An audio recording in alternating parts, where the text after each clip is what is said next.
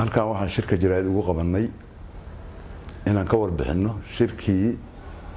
saakay ka dhacay 5 star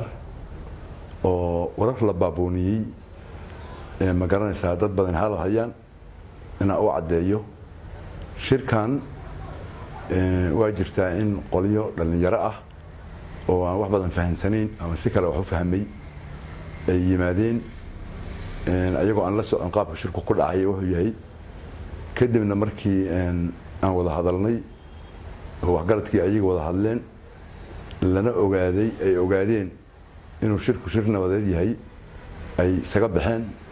wax dhibaatana hadda aysan jirin shirkiina sidii lagu talagalay oo u dhacay nabadiina la isla qaatay siina socon doonto haddii Ilaahay subxaanahu wa ta'aala idmo mana istaagi doonto cid istaajin karta iyo cid istaajin doontaana ma jirto waxa weeye nabadu wax bulshada nolosheeda ku xiran oo bulshadu ay rabto rabitaanka bulshada ayay ku socotaa sidaa darteed waxaan rabnaa wararkaas inaan beenino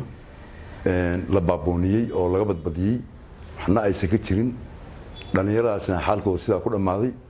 nabadii iyo wada hadaladii iyo shirarkiina waa sii socon doonaan insha Allah